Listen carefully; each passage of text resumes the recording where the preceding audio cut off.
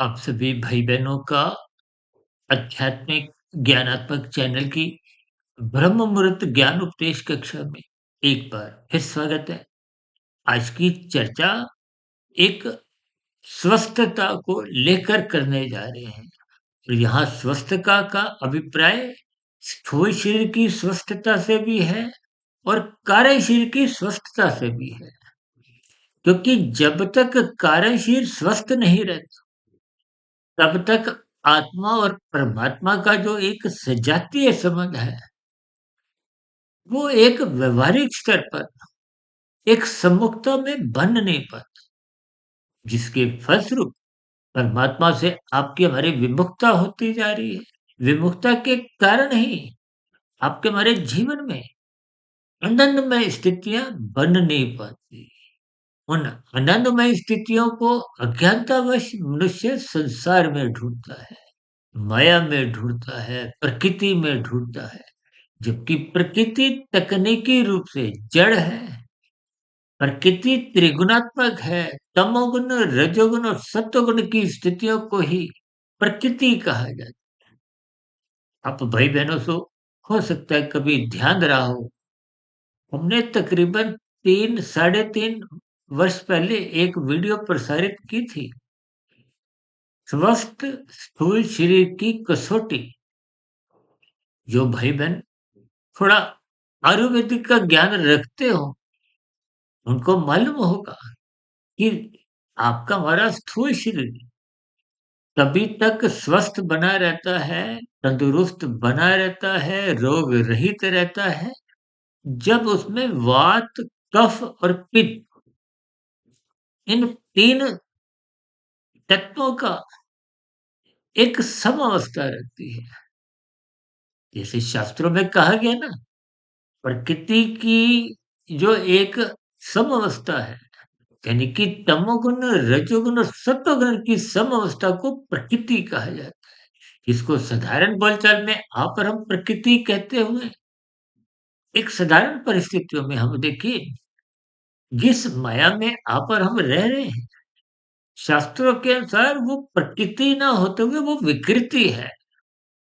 वो तीन तत्व, तमोगुण, रजोगुण और सत्वगुण की वो एक विषम स्थितियां हैं। विषम स्थितियों का अभिप्राय वो जब प्रकृति का एक विस्तार सृजन करना होता है, तो परमात्मा की प्रेरणा से इन तीन गुणों में विषमता लाई जाती है। विषमता का अभिप्राय देखिए, आरंभिक स्थितियों में सत्वगुण की प्रधानता लाई जाती है, फिर इस सृष्टि का सृजन होने के बाद इसमें रजोगुण की प्रधानता लाई जाती है, और जब इस सृष्टि का प्रलय करना होता है, तो फिर इस स- तीन गुणों में तमोगुण की प्रधानता लाते हुए इस सृष्टि का कार्यकाल समाप्त हो जाता है।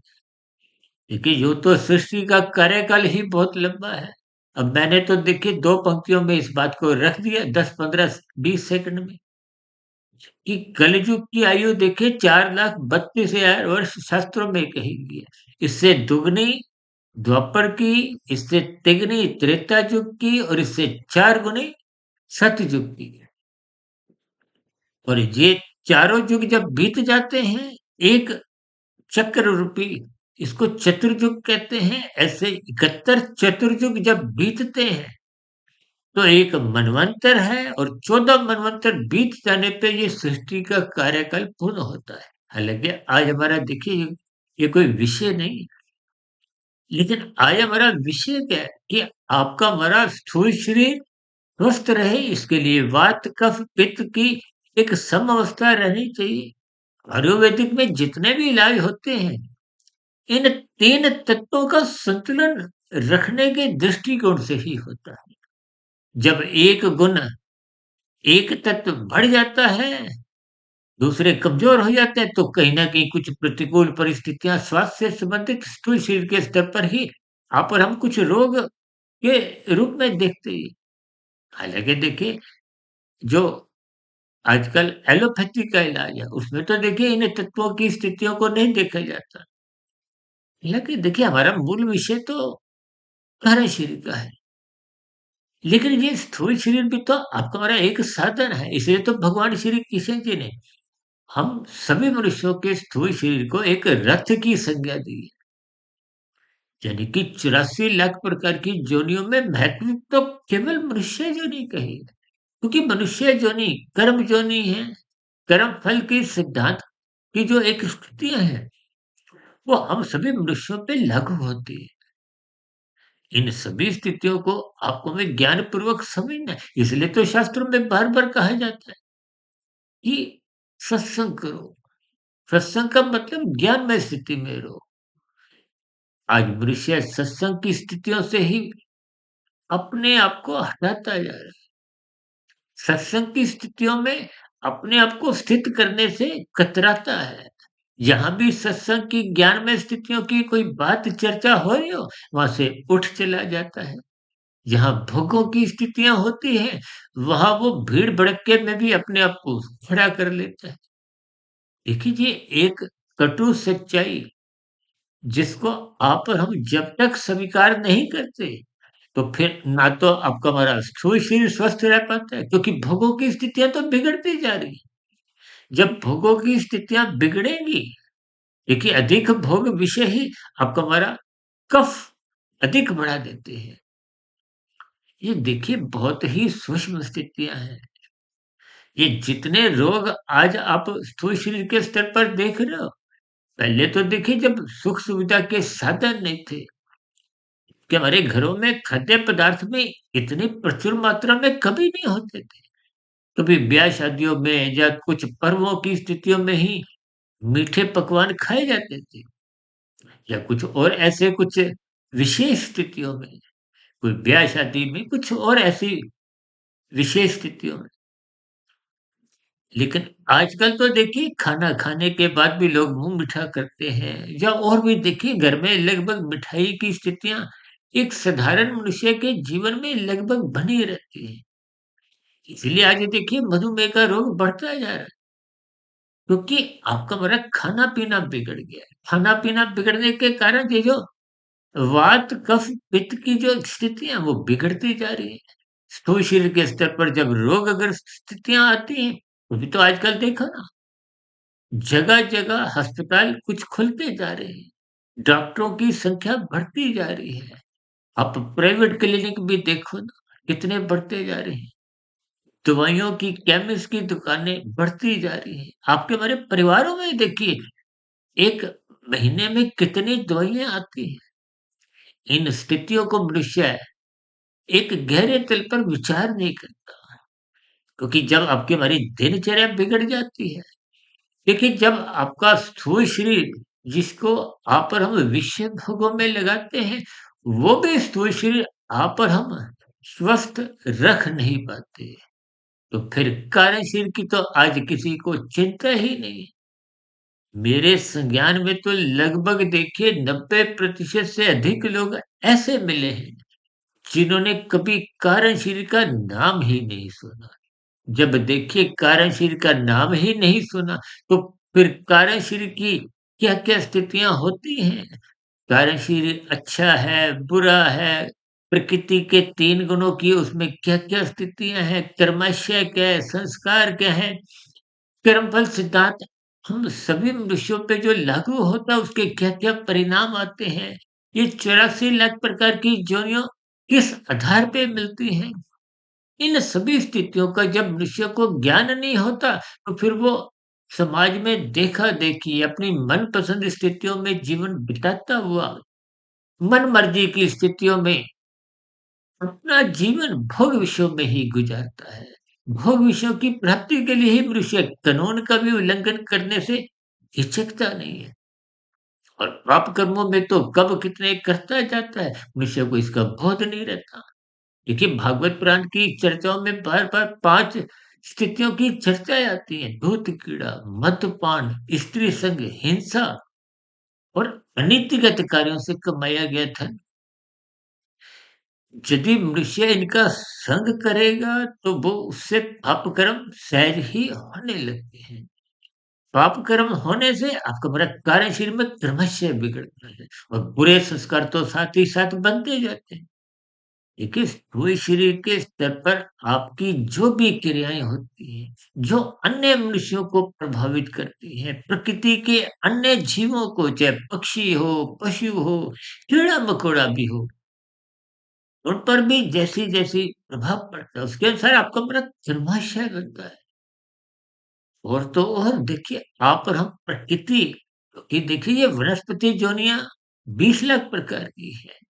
आज हम वायु प्रदूषण में अपना कितना अधिक एक विशेष स्तर पर उसको प्रदूषित करते जा रहे हैं। इसके पीछे का कारण क्या? आपके बड़े भोग विषय बिगड़ते जा रहे हैं। सुख सुविधा के साधन अधिक प्रचुर मात्रा में आपके जीवन में आने लगे हैं, जिसके फलस्वरूप औद्योगिक जो उत्पादन है, उसमें देखिए कई प्रकार की त्रुटियाँ आने लगती हैं, जिसके फलस्वरूप जो प्रकृति के वातावरण में दोष आने लगते हैं। हालाँकि इन सभी स्थितियों पर मेरी कोई विशेष चर्चा मैं आज नहीं कर रहा। हमारा विषय देखिए आध्यात्मिक स्तर पर कार्यशील से संबंधित है। क्योंकि कार्यशील जब-जब बिगड़ेगा, तो मनुष्य योनि के मरते ही, मनुष्य योनि में स्थूल शरीर के मरते ही वो बिगड़ा हुआ कार्यशील आपको मैं पुनः फिर मनुष्य योनि की प्राप्ति न दिलवाते हुए नीचे की 80 लाख प्रकार की तामसिक योनियों में धकेलता है। अधोगति की स्थितियाँ बनती हैं। यानी कि स्थूल शरीर में जब-जब भोग विषय बिगड़ते हैं, उन बिगड़े हुए भोग विषयों के कारण ही मनुष्य कानून का उल्लंघन करता है और शास्त्र विरुद्ध भी इतने पाप कर्म कर जाता है। मनुष्य को सत्संग के अभाव में, ज्ञान के अभाव में ऐसा बोध नहीं होता। लेकिन परमात्मा की प्रकृति में कर्मफल सिद्धांत के अंतर्गत मृत्यु के समय जैसा-जैसा कर्माशय संस्कार बन जाते हैं, उसके आधार पे ही अगली योनि का निर्धारण होता है। अब देखिए कुल योनियाँ 84 लाख, अब 84 लाख प्रकार की योनियों में 3,99,999 जोनियाँ तो देखिए ऊपर की हैं। चलो ऊपर की जोनियों में तो देखिए कोई एक कष्टदायक स्थितियाँ नहीं हैं। लेकिन नीचे की जो 80 लाख प्रकार की जोनियाँ हैं, जो आपके भरे प्रत्यक्ष रूप से ही देखिए एक संज्ञान में 84 लाख में 80 लाख प्रत्यक्ष रूप से आपके भरे संज्ञान में ना भी आती हो, तो भी 8,000, 10,000, 20,000, 80,000 कुछ तो आप चित्रों द्वारा कुछ महसूस कहीं न कहीं आपने किया ही होगा। ये तामसी योनियाँ निंदनीय योनि है, कष्टमयी योनि है। वो तो परमात्मा की ऐसी एक व्यवस्था है कि परमात्मा ने नीचे की सभी योनियों को क्रमशः अचेत अवस्था में रखा है। देखिए पशु कम अचेत है, पक्षी पशुओं की तुलना में अधिक अचेत रखे गए हैं। पक्षियों से अधिक अचेत कीड़े-मकोड़े, कीट-पतंगे हैं।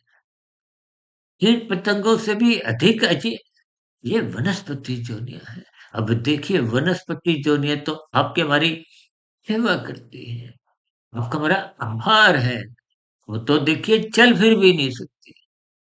आप पक्षी को पकड़ना भी चाहो तो वो पकड़ में नहीं आती।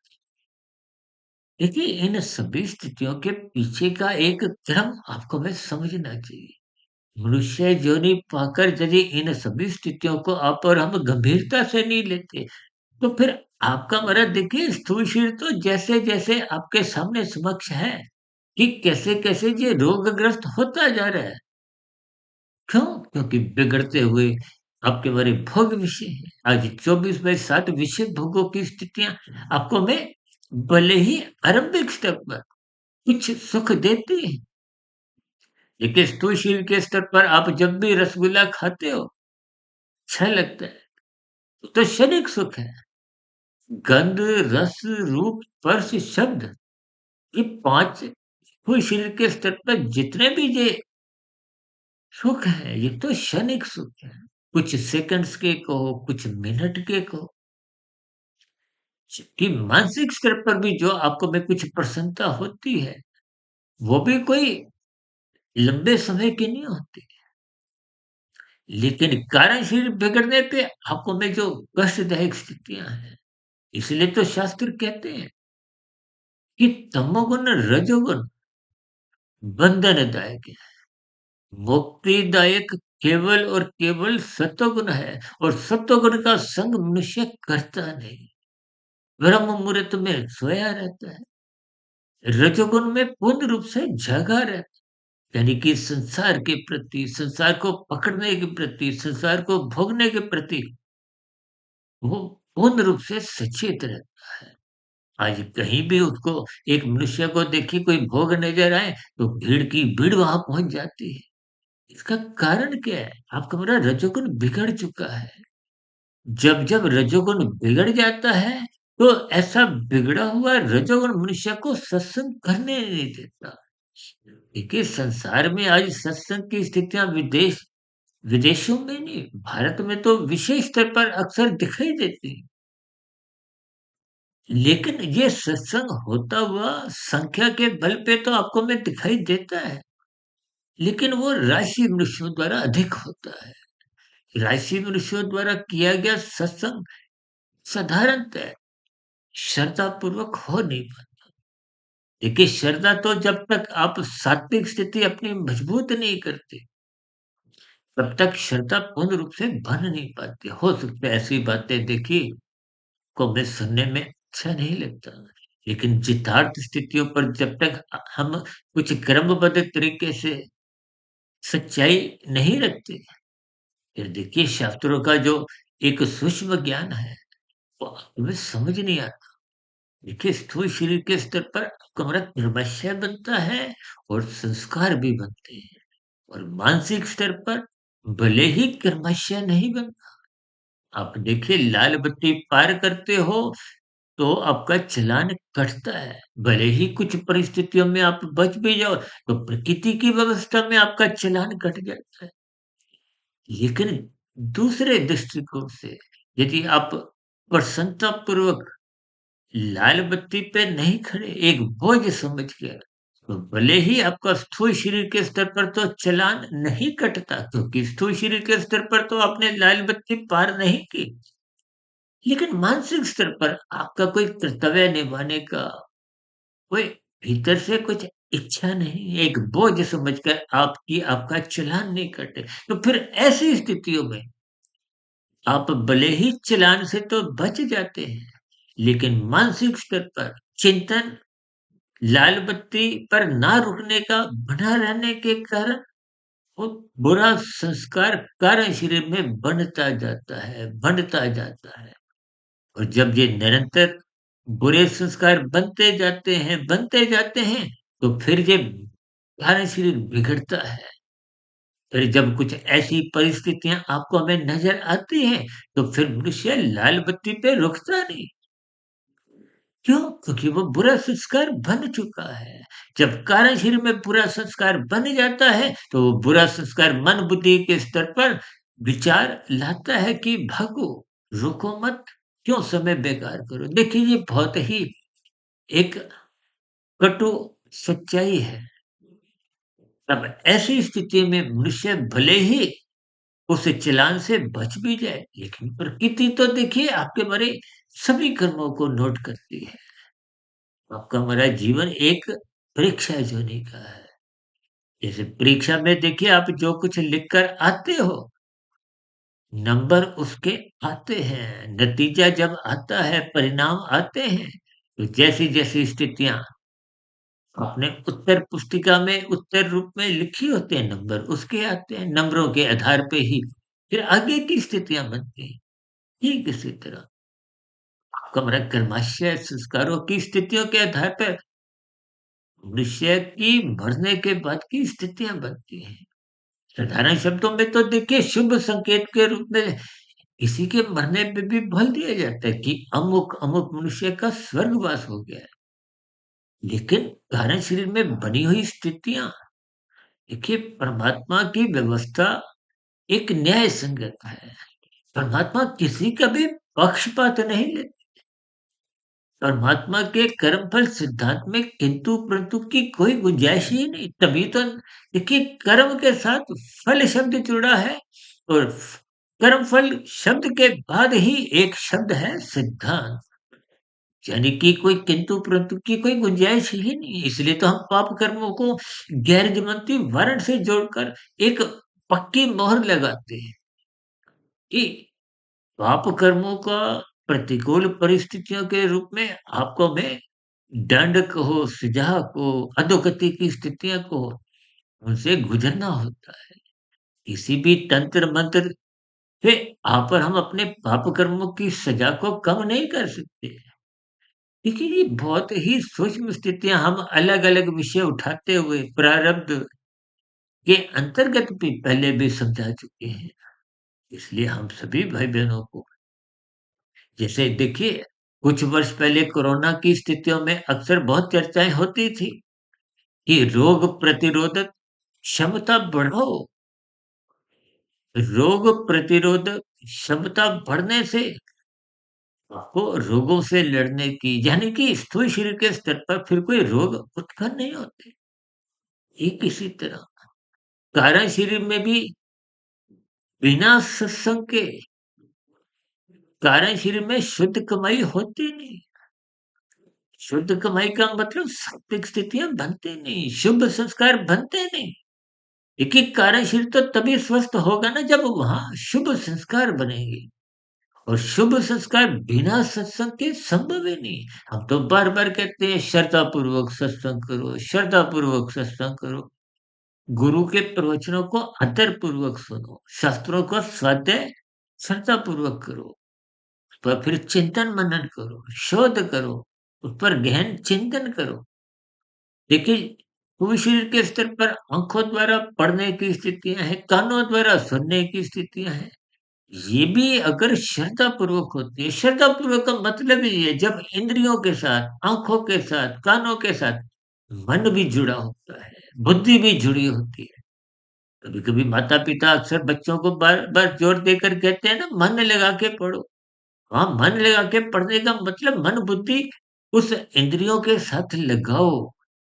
तो कितने बच्चे विद्यार्थी ऐसे हैं जो कक्षा में बैठे हुए तो दिखाई देते हैं, वो अध्यापक की बातों को मन लगा के सुनते नहीं, घर आके पढ़ते नहीं। फिर ऐसे विद्यार्थी देखिए परीक्षा में फेल हो जाते हैं या कम अंक लाते हैं। और जो ध्यान से पढ़ते हैं घर पे आकर पढ़ते हैं, अतिरिक्त ट्यूशन्स कुछ लेते हैं या जो भी स्थितियाँ देखिए बात की गहराई को आप समझिए। ऐसे मनुष्य देखिए परीक्षा में 100% नंबर लाते। ये सभी स्थितियों का अभिप्राय क्या है कि आपको भी गुरु के प्रवचनों को आदर पूर्वक सुनना है, शास्त्रों का स्वाध्याय करना है, फिर ब्रह्म मुहूर्त में उठकर इन सभी स्थितियों पर आप विचार करो, चिंतन करो, मंथन करो, शोध करो। देखिए स्थूल शरीर के स्तर पर श्रद्धापूर्वक सत्संग करना 1% की सफलता है। जब आप ब्रह्म मुहूर्त में उठकर इन पर चिंतन मनन की स्थितियां बनाने लगते हो, तो ये सफलता 10% आरंभ हो जाती है। फिर निरंतर ये अभ्यास बनाए रखो। 1 हफ्ता, महीना, साल, जीवन भर की स्थितियां 10 से 12, 15, 20, 25, 40, 60, 70, 100 तक पहुंचे। कि जब कार्यशील 100% शुद्ध हो जाएगा, तभी तो मायातीत की स्थिति बनती है। देखिए स्थूल शरीर के रहते-रहते यदि कार्यशील समाप्त हो जाता है, तो फिर नया कार्य 84 लाख प्रकार की योनियों का उसमें आपको मैं जाना नहीं पड़ता। देखिए मैंने सभी स्थितियों को बहुत ही क्रमबद्ध तरीके से इसीलिए समझाया है कि बात की गहराई भी समझ में आ जाए।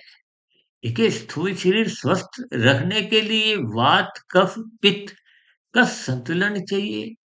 ठीक इसी तरह हमारे शरीर में शुभ संस्कार बनाने के लिए आपको हमें ये स्थूल शरीर के स्तर पर श्रद्धापूर्वक सत्संग करना होता है। मानसिक स्तर पर ब्रह्म मुहूर्त में उठकर एक चिंतन मनन की परिस्थितियों से गुजरना होता है। गहरे चिंतन में शोध करना होता है। ये जब स्थितियाँ 10 से आगे बढ़ते-बढ़ते 100 पे पहुँचती है, तो शुभ संस्कार कार्य शरीर में अपना स्थान बनाने लगते हैं। शुभ संस्कार बनने से वो पहले के जो बुरे संस्कार का मतलब तो को भी पाप कर्मों में लिप्त करवा देते हैं। देखिए, ये बुरे संस्कार बहुत वेग से जब आते हैं, ये मन बुद्धि के स्तर पर विचार नहीं करते, ये तो इंद्रियों के स्तर पर। देखिए, ये जो बलात्कार की स्थितियां हैं, ये कोई अचानक नहीं पैदा होती, ये कारण शरीर में बहुत बुरे संस्कार बने होते हैं। इसीलिए तो शास्त्र कहते हैं सत्संग करते रहो। ये कारण शरीर की जो एक स्थितियां हैं, देखिए, स्थूल शरीर के स्तर पर तो आपको वे सब चीज नजर आती है। मन बुद्धि के स्तर पर उतनी स्थितियां आपको नजर नहीं आती, लेकिन फिर भी कुछ आभास बना रहता है। लेकिन जब आप धर्म के मार्ग पर चलते हो, तो मन में बुरे विचार कई बार आते हैं, कानून का उल्लंघन होने की स्थितियां भी चिंतन में आ जाती हैं, और शास्त्र विरुद्ध भी पाप कर्म होने की स्थितियां मन बुद्धि के स्तर पर कभी-कभी छलांगे लगाती हैं। लेकिन कार्यशील के वो शुभ संस्कार उन स्थितियों पर काबू पा लेते हैं। जब मानसिक स्तर पर वो कार्यशील के संस्कार उस पर विजय प्राप्त कर लेते हैं, तो फिर स्थूल शरीर के स्तर पर वो पाप कर्म होते नहीं, कानून का उल्लंघन होता नहीं। इन सभी स्थितियों को ज्ञान पूर्वक आपको समझना है, अन्यथा कार्यशील भी बिगड़ेगा, तो अधोगति की स्थितियों से आप और हम बच नहीं सकते। इन सभी स्थितियों को ज्ञान पूर्वक तुम्हें समझना होगा, यानी कि सर्वप्रथम आपको स्थूल शरीर स्वस्थ रखने के लिए अपनी दिनचर्या एक व्यवस्थित बनानी चाहिए, अनुशासित बनानी चाहिए। खाना-पीना यानी कि आपका हमारी जो एक दिनचर्या है व्यवस्थित होनी चाहिए। अपनी अवस्थाओं को सीमित रखो। एक बार हमने वीडियो बनाया था सादा जीवन उच्च विचार। सादा जीवन का मतलब ही ये है कि आप एक साधारण स्तर पर अपने अवस्थाओं को भोग की स्थितियों तक मत जाने दो। अब देखिए ना, आपके हमारे शरीर के लिए साधारण दाल-रोटी चाहिए, और भी कुछ साधारण स्थितियाँ चाहिए। यदि आप मलाई कोफ्ता, शाही पनीर, खीर, पापड़, और भी देखिए मिठाई है और कई स्थितियाँ, जब इनकी आप इच्छा करते हो, खाते हो, तो ये निश्चित रूप से आपका बड़ा स्वास्थ्य बिगाड़ते हैं। जब दिन प्रतिदिन आज के हमारे भोग बिगड़ रहे हैं, अब ब्याह शादियों में आपके हमारे खाने कैसे के कैसे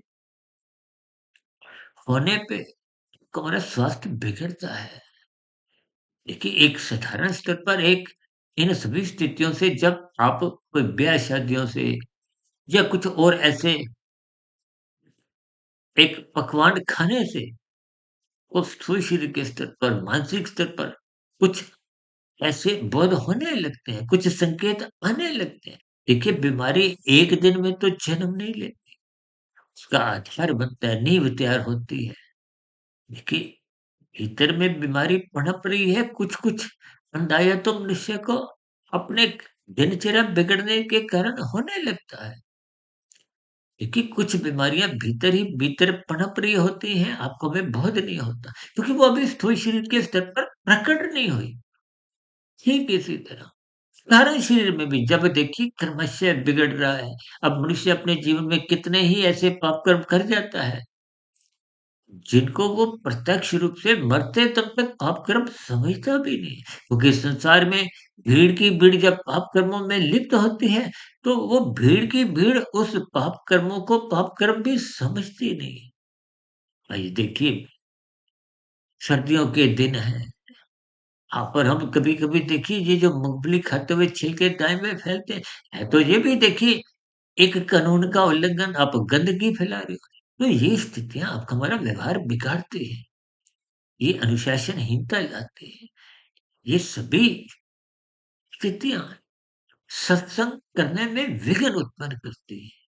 जब आपके जीवन में सत्संग की न्यूनता होती है, यानी कि जब-जब सत्वगुण कमज़ोर होता है, धर्म की स्थितियाँ कमज़ोर होती हैं, तो ये अर्थ और काम नाचने लगते हैं। आज संसार में देखिए आपके हमारे परिवारों में अर्थ और काम नाच रहे हैं। प्री वेडिंग की स्थितियों में इन सभी स्थितियों के प्रत्यक्ष परिणाम आपके हमारे देखने में आते हैं। ये सभी स्थितियाँ कार्यशील को बिगाड़ती हैं, बुरे संस्कार बनाती हैं। इन सभी स्थितियों को मैंने देखिए कुछ सरल उदाहरणों द्वारा कुछ एक विशेष प्रकाश डाला है। लेकिन पहले मेरे मन में आ रहा था कि इसको हम शाम की सर्व कल्याण वृक्ष कक्षा में एक साधारण परिस्थितियों पर इस पर चर्चा रखेंगे।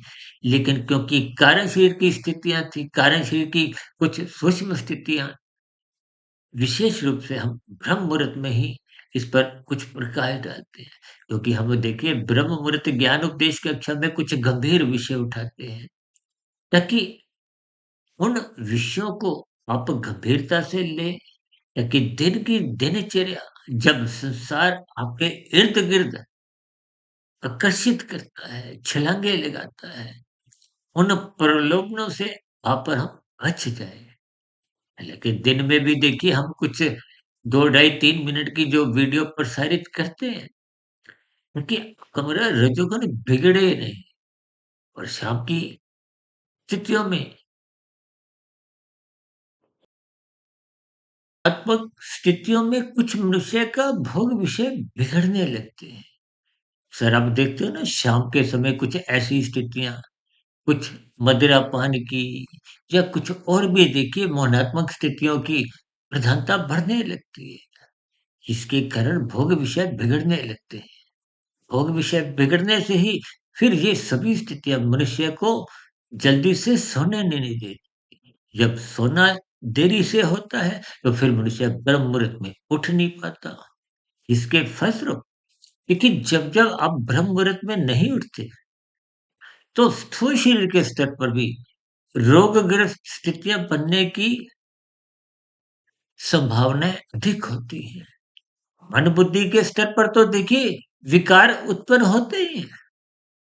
ये विकार बढ़ने से ही तो आपके हमारे रजोगुण बिगड़ता है और उस पर जब सतोगुण की लगाम कमज़ोर होती है, आप ब्रह्म मुहूर्त में उठते नहीं हो, तो फिर स्थितियाँ और बिगड़ने लगती हैं। यानी कि रजोगुण भी बिगड़ता है, तो तमोगुण भी बिगड़ता है, तो कार्यशरीर में कोई अच्छा कर्माशय नहीं बनता। जब अच्छा कर्माशय नहीं बनता, तो बुरे संस्कार तो सहज ही बनने लगते हैं।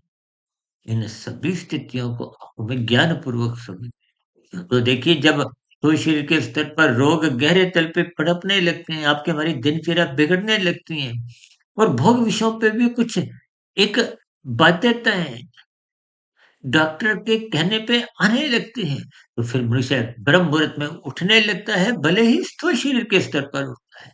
परमात्मा से जुड़ने की उसकी इच्छा नहीं भी होती। फिर देखिए ब्रह्म मुहूर्त में स्थूल शरीर के स्तर पर उठने मात्र से उसका शरीर स्वस्थ होता है। जब आरंभिक स्तर पर स्थूल शरीर को लाभ होता है, तो धीरे-धीरे मन बुद्धि के स्तर पर भी आपका संबंध सत्वगुण से बढ़ने लगता है। देखिए इन सभी स्थितियों को आप जितना-जितना क्रमबद्ध तरीके से समझेंगे, जैसे हम वर्तमान जीवन अपना स्वस्थ रखना चाहते हैं। वर्तमान जीवन का मतलब देखिए स्थूल शरीर से है। हमारा भविष्य तो देखिए कार्यशील पर टिका हुआ है। इन सभी स्थितियों को तो इन सभी परिस्थितियों को गंभीरता से लेना चाहिए, ताकि आपका हमारा कम से कम कार्यशरीर बिगड़े नहीं, क्योंकि कार्यशरीर के आधार पे ही अगली जोनी का निर्धारण होता है। आप भाई-बहनों को हो सकता है ध्यान हो, हमने तकरीबन 5 वर्ष पहले एक वीडियो प्रसारित की थी, मनुष्य के मरने के बाद का अगला जन्म। वो लगभग देखिए पौने 3 घंटे की थी। इस पर विस्तार से हमने कुछ चर्चाएँ रखी थी। इसलिए मेरी आप सभी भाई-बहनों से हाथ जोड़ के विनती है कि अपने मिले हुए जीवन में थोड़े शरीर को स्वस्थ रखिए, ये तो बहुत ही अच्छी बात है। क्योंकि साधना करने के लिए ये स्थूल शरीर एक जैसे गाड़ी स्वस्थ हो, जैसे हम यात्रा में जाते हैं तो गाड़ी को निरीक्षण कर लेते हैं, ताकि रास्ते में कोई वो हमें परेशान नहीं करे। ठीक साधना करने के लिए भी हमें स्थूल शरीर भी स्वस्थ रखना है, इसलिए अपना खाना-पीना, उठना-बैठना अनुशासन में रखना चाहिए।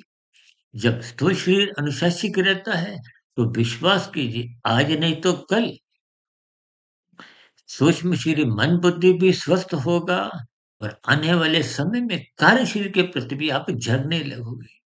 तो फिर कर्म योग, ज्ञान योग, भक्ति योग की स्थितियाँ सहज ही बनने लगती हैं। तो फिर ऐसी स्थितियों में आध्यात्मिक उन्नति के दरवाजे खुलना आरंभ हो जाता है। तो फिर ब्रह्म मुहूर्त में उठने का आपका मेरा स्वभाव बन जाता है। ये सभी स्थितियाँ कारण शरीर को शुद्ध करती हैं। शुद्ध कमाई की स्थितियाँ बनने लगती हैं। क्योंकि योग का मतलब शुद्ध कमाई से है। कर्म योग, ज्ञान योग, भक्ति योग। तो फिर ये सभी स्थितियाँ योग की स्थितियाँ जब आरंभ हो जाती हैं तो अधोगति के सभी दरवाजे बंद हो जाते हैं। यानी कि हमारा पुनः मनुष्य योनि भी सुनिश्चित बना रहता है। क्योंकि योग करने का अवसर तो केवल मनुष्य योनि में ही है। जैसी आपकी हमारी पात्रता होती है उसके अनुसार हमारी एक योनि का निर्धारण होता है। जब परमात्मा को पाने की इच्छा होती है तो बार-बार मनुष्य योनि ही मिलती है। उस योनि विशेष में आपका हमारा जन्म संस्कारी माता-पिता के यहाँ ही होता है। गुरुजनों का संग सहज ही उपलब्ध बना रहता है, ताकि आपकी हमारी यात्रा आगे आध्यात्मिक उन्नति के मार्ग पर चलते-चलते हम पूर्ण स्थिति, मायातीत की स्थिति को प्राप्त हो। से सभी शुभ स्थितियाँ की भी हमारे जीवन में बनना लगे। इसलिए आज हमने देखिए स्थूल शरीर के साथ वात, कफ, पित्त और कारण शरीर के साथ 3 गुणों की स्थितियों को यानी कि सत्वगुण की प्रधानता होने से ही शुभ संस्कार बनने की स्थितियों को एक स्वस्थता से जोड़ते हुए आज की चर्चा को एक गति दी। फिर भी आज के वीडियो में कुछ मेरी कही गई बातें आपको बुरी लगी हों, उसके लिए मैं क्षमा चाहता हूँ। लेकिन मेरी इन सभी स्थितियों में जो-जो बातें हमने आज रखी हैं, उसका एक ही अभिप्राय था, एक ही मेरा उद्देश्य है कि हम सभी भाई-बहनों का स्थूल शरीर भी स्वस्थ बना रहे और कारण शरीर निरंतर सुधरता जाए, शुभ संस्कार बनते जाए, ताकि आपका हमारा मिला हुआ जीवन स्वस्थ हो, सफल हो और सार्थक हो। इन्हीं शुभकामनाओं के साथ चर्चा विशेष को अब यहीं विराम देते हैं। दोपहर को फिर मिलते हैं आध्यात्मिक ऑक्सीजन की लघु ज्ञान संदेश में और शाम को फिर मिलेंगे सर्व कल्याण वृक्ष की एक प्रश्नोत्तर ज्ञान कक्षा में और अगले दिन सुबह ब्रह्म मुहूर्त ज्ञान उपदेश कक्षा में फिर मिलेंगे। तब तक आप सुधीर भाटिया फकीर को इजाज़त दें। फिर भी वीडियो संबंधित कोई बात आपको समझ नहीं आई हो, मेरी कही गई बातों पर आपका कोई सुझाव हो या शिकायत हो, यानी कि आपके प्रश्नों का, सुझावों का और शिकायतों का, नीचे दिए गए कमेंट्स बॉक्स पर सदा ही स्वागत है। इस चर्चा विषय को ध्यानपूर्वक, धैर्यपूर्वक और गंभीरतापूर्वक सुनने के लिए आप सभी भाई-बहनों का बहुत-बहुत धन्यवाद।